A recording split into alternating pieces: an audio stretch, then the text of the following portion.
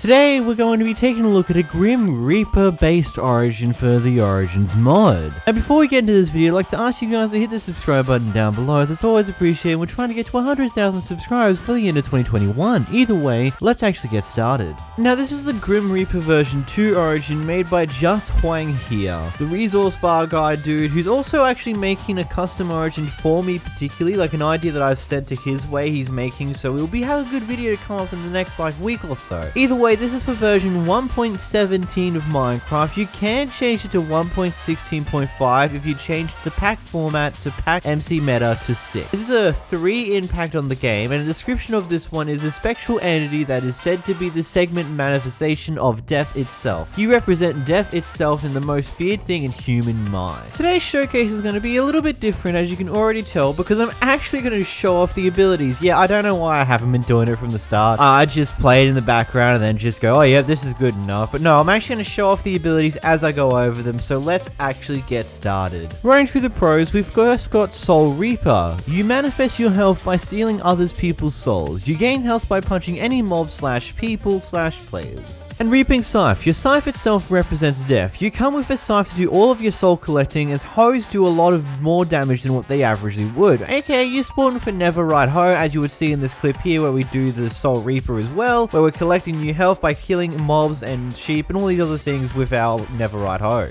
The next ability is Soul Force. Those souls trying to escape death itself will suffer the Soul Force and will have a suffering death. Now, I'm not 100% sure what one this one was. I'm going to go off an assumption based upon the fact that there is nothing else that fulfills this one as well. That your secondary ability, which pulls a nice collection of potions over you that are lingering, is probably that. I'm not 100% sure though. But the creator of this origin will most likely clarify in the comments down below, so just check the pinned comment for this one. We got Primordial Bones. You have existed since the beginning of time, and your bones are old, making you weaker, making so you have overall 8 hearts. And then speedrun through the next one, you got Peculiar Hands. You cannot wield a shield due to your peculiar bone hands overall. Basic things around the origins essentially. Most of the time this is one of the most common forms of a negative ability that you get. As you can see from the gameplay here, you can actually equip the shield into your offhand, but you're just unable to actually use it to block anything. As you can see, I'm holding down right click, by whenever I look down to the ground, I'm immediately holding the ground again, but whenever I look up, my shield never comes up to block any damage.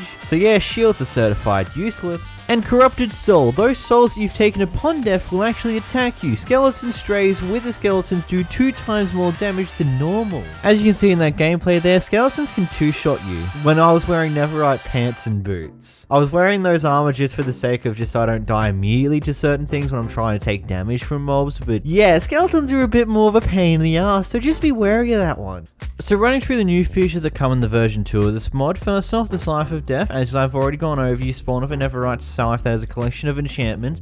One immediate gripe I have about this is the extreme lack of Curse of Vanishing. You see, the one problem you're going to have with this is the more times you die, the more of these scythes are actually created into this world, meaning that if you're playing in a multiplayer world, you can actually give it to your friends. Now, of course, this is already going to be a thing that you can probably do by giving it to your friends in the first place and then killing yourself to get a new one, but I feel like there needs to be Curse of Vanishing and then maybe code in a way so there's only going to be ever one scythe in the world at any given time. So it's got Curse of Vanishing, so when you die, it disappears when you die, so you get one when you respawn, and also so the fact that your friends can't just take it for themselves and you can just kill yourself and get a new one. Upon death, you take the souls of the deaf, giving those souls blindness and slowness 5 with a 30 seconds cooldown. Your secondary ability key. Yeah, this is the secondary ability that I got confused with earlier. It gives the enemy slowness 5 with a 30-second cooldown, as well as a blindness on them as well. And it lingers there for a couple of seconds as well, so it's pretty useful in the middle of a fight overall. Devil of the Night. You gain buffs at nighttime since you're the devil's servant, stealing people's souls at night. Essentially at nighttime you get both night speed, jump boost, and speed as your bonus abilities throughout the nighttime. It's part of the reason why half of this gameplay has been done at nighttime already, and the other reason you'll find out in a few abilities time, where I go over why it's bad to be in the daytime of this origin.